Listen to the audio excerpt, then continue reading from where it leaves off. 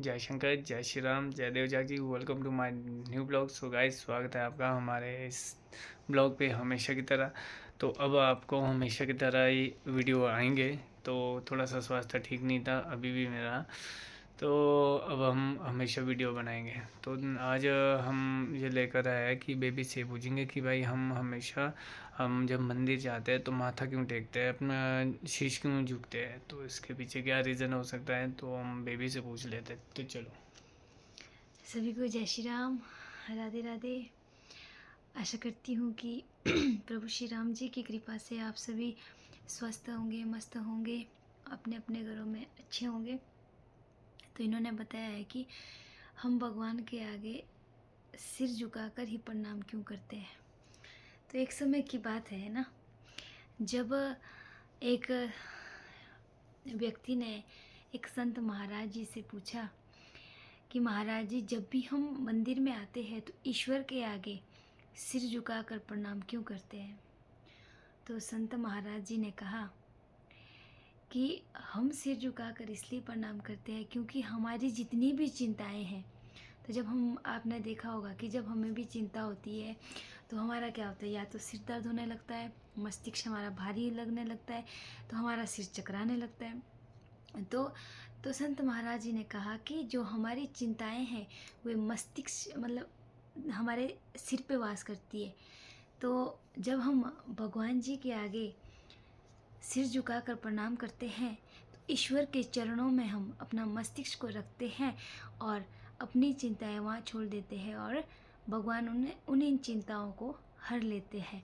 लेकिन अब आजकल बहुत से लोग ऐसे होते हैं कि मंदिर में भी जाते हैं तो एक ही हाथ से भगवान जी को ऐसे ऐसे प्रणाम करते हैं, और जबकि हमें जब ईश्वर के आगे जाते हैं तो तब तो हम दोनों हाथ जोड़ सकते हैं, क्योंकि एक रिवाज जैसा बन गया है कि मनुष्य व्यक्ति के आगे तो मतलब व्यक्ति जैसे आजकल लोगों को देखा जाता है ना, तो ज़्यादातर ऐसा होता है कि भाई पैंट में हाथ रखे होते हैं और नमस्ते ऐसे ही सिर से किया जाता है। लेकिन जब भी हम भगवान के आगे जाए, कम से कम मनुष्य को नहीं कर पाते हैं तो हम कम से कम भगवान जी के आगे शीश नवाकर दोनों हाथ जोड़कर तो हम प्रणाम करते हैं। तो कई बार हम किसी को पैर छूकर नमस्ते करते हैं तो उन लोगों को भी आशीर्वाद देना होता है कि जैसे कोई मेरे पैर छू रहा है, मेरे पैर छूने का मतलब मेरे मतलब चरण किसके छुए जाते हैं, चरण उनके छुए जाते हैं जिनके आचरण अच्छे होते हैं। तो जैसे हम अपने रिश्तेदारी मतलब रिलेटिव में जाकर हम किसी को प्रणाम करते हैं ना, चरण स्पर्श करके प्रणाम करते हैं, तो लोग भी ऐसे ही नमस्ते नमस्ते करते हैं। लेकिन आशीर्वाद देना बहुत मतलब मायने रखता है। जैसे फॉर एग्ज़ाम्पल मैं अपने पति जी के चरण स्पर्श कर रही हूँ तो इनका फ़र्ज़ बनता है कि मुझे आशीर्वाद दे कि वो सदा सुखी रहे या सदा सुहागन रहे, कुछ भी।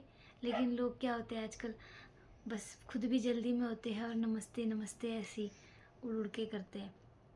तो मेरा सभी से आग्रह है कि इतना नहीं कर सकते, कम से कम भगवान के आगे तो हमें शीश झुकाना ही चाहिए। और शीश वैसे झुकाते भी हैं लोग, लेकिन प्रणाम करते हैं तो सीधा एक ही हाथ से करते हैं ऐसे। और जब भगवान के मंदिर में जाते हैं, अगर आप 10 रुपये भगवान को चढ़ाते हैं तो 20 आपकी लिस्ट तैयार होती है, ऐसा ही होता है।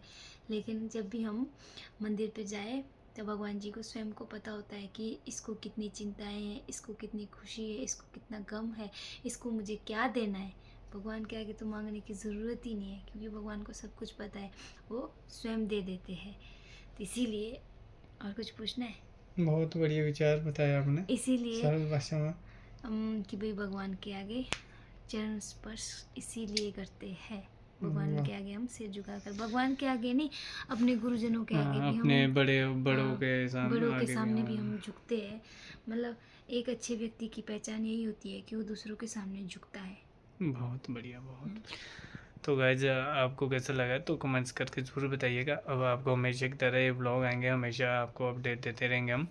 अब थोड़ा हम क्या है ना, हमारा जो दोनों का हाँ, स्वास्थ्य है ना, दोनों का ही स्वास्थ्य ठीक नहीं है आजकल। बहुत मतलब ऐसा होता है कि फिर भी इनका कहना होता है कि जो इनकी रीच है ना वो घटती बढ़ती जाती है, इस वजह से फिर हमको वीडियोस डालनी पड़ती है। तो इनका कहना होता है कि थोड़ी वीडियोस डाल दो, फिर ऐसा कि स्वास्थ्य इतना ठीक नहीं है कि हम वीडियोस बनाते रहे, वीडियोस डालते रहे। क्योंकि साथ में कई मिलते भी है, बोलते हैं कि आजकल आपके ब्लॉग नहीं आ रहे हैं, तो प्लीज़ आप ब्लॉग डाला करो, बहुत हाँ अच्छे ब्लॉग बनाते हो आप, हमें बहुत कुछ सीखने को भी मिलता है किसी को।